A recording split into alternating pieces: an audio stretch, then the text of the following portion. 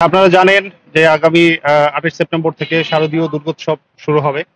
তো এরই অংশ হিসেবে হচ্ছে আমরা পূজা মণ্ডপগুলো ভিজিট করছি এবং পূজা মণ্ডপের দায়িত্বে যারা আছেন তাদের সাথে আমরা যোগাযোগ করছি। এর বাইরেও এর ইতিপূর্বে বিভিন্ন কোঅর্ডিনেশন মিটিং হয়েছে। পূজার যারা আয়োজক কমিটিতে যারা আছেন তাদের সাথে আমাদের বিভিন্ন মিটিং হয়েছে, কথাবার্তা হয়েছে। তো এরই অংশ হিসেবে আমরা আজকে পূজা মণ্ডপগুলো ভিজিট করছি। এছাড়া হচ্ছে আমাদের নিজস্ব কিছু প্ল্যান আছে।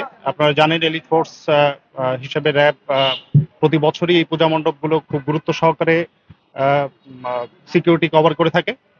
তো এবারও হচ্ছে আমাদের র্যাব 15 বেশ জোরালো একটা প্রস্তুতি নিয়েছে, যাতে করে কোনো ধরনের সাম্প্রদায়িকতাকে কেন্দ্র করে কেউ কোনো ধরনের বিশৃঙ্খল পরিবেশ সৃষ্টি না করতে পারে। আমরা গোয়েন্দা নজরদারি বেশ আগে থেকেই শুরু করেছি। আমাদের কাছে তথ্য আছে, আমরা তথ্য পর্যালোচনা করছি। এর বাইরেও হচ্ছে আমাদের 12টি টহল পরিচালনা করবে। এছাড়া সাদা পোশাকেও আমাদের লোক থাকবে।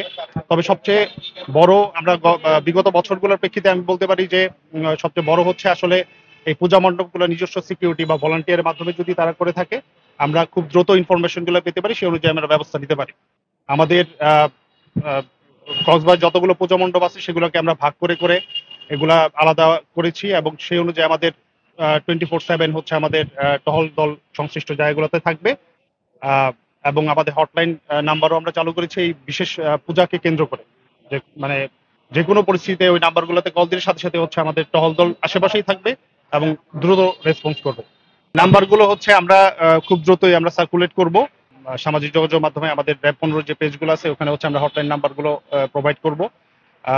আর হচ্ছে আমাদের ড্রোনের মাধ্যমে হচ্ছে আমরা উপর থেকে পুরো সামগ্রিক পরিস্থিতি পর্যালোচনা, কারণ প্রচুর জনসমাগম হবে আশা করা যাচ্ছে।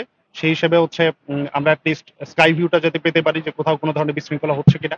সমন্বয় হচ্ছে যে আমরা পূজা মণ্ডপগুলো আজকে তো ফিজিক্যালি আমরা ভিজিট করছি। এর বাইরেও হচ্ছে এর ইতিপূর্বে ওই সভাপতি মহোদয় উনি বললেন যে এর আগেও হচ্ছে বিভিন্ন কনফারেন্স হয়েছে জেলা পর্যায়ে বিভিন্ন আইন শৃঙ্খলা রক্ষাকারী বাহিনীর সাথে। তো আমাদের কোঅর্ডিনেশন আছে, চলমান আছে, আমরা যোগাযোগ করছি ভাইদের সাথে। তাদের যে কোনো ধরনের রিকোয়ারমেন্ট আমরা ফুলফিল করার চেষ্টা করবো ইনশাল্লাহ। বিসর্জনের যেই স্পটটা থাকবে, স্পটটায় যে ভাইয়ের সাথে কথা হলো ওখানে হচ্ছে আমরা ওয়াচ টাওয়ারের ব্যবস্থা করবো এবং হচ্ছে আমাদের সাদা পোশাকেও আমাদের লোক থাকবে। তবে আমরা আমি বলবো হচ্ছে, আগেও বলেছি ওনাদের যে এই এক্সিট এবং এন্ট্রেন্স এগুলাকে হচ্ছে যতটা মানে এগুলাকে খেয়াল রাখা, মানে এগুলা যদি যেই কেন্দ্রগুলোতে সর্বাধিক জনসমাগম হয় ওই মণ্ডপগুলোতে হচ্ছে তার এক্সিট এবং এন্ট্রান্স গুলা যাতে খেয়াল রাখা হয় যে না এখানে অতীতের বছরগুলোতেও অনেক দর্শনার্থী আসছে। তো এবারেও যাতে এরকম যদি হয় তাহলে এগুলো যাতে বড় রাখা, ওপেন স্পেস রাখা, এই ব্যাপারগুলো যাতে তারা নিজেরাও একটু মাথায় রাখে। আমাদের হচ্ছে মূলত এগুলো চিহ্নিত করেছে এবং যেটা আগেও বললাম যে এই অনুযায়ী হচ্ছে আমরা সেগ্রিগেট করেছি, আলাদা আলাদা করেছি যে 300 প্লাস এরকম পূজা মণ্ডপ আছে।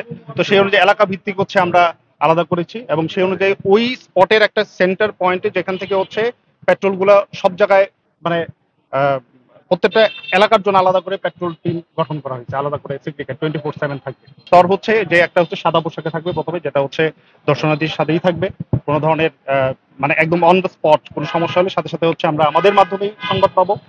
আর হচ্ছে তার বাইরে থাকবে হচ্ছে টহল টিম থাকবে। এছাড়াও আমাদের ব্যাটালিয়ন সদরে হচ্ছে সেন্ট্রালাইজড স্ট্যাটিক ফোর্স থাকবে স্ট্যান্ড বাই, যারা সংবাদ পাওয়া মাত্র যদি কোথাও অগমেন্ট করতে হয়, ফোর্স মাল্টিপ্লাই করতে হয়, তখন হচ্ছে ওখানে তারা অবশ্যই থাকবে।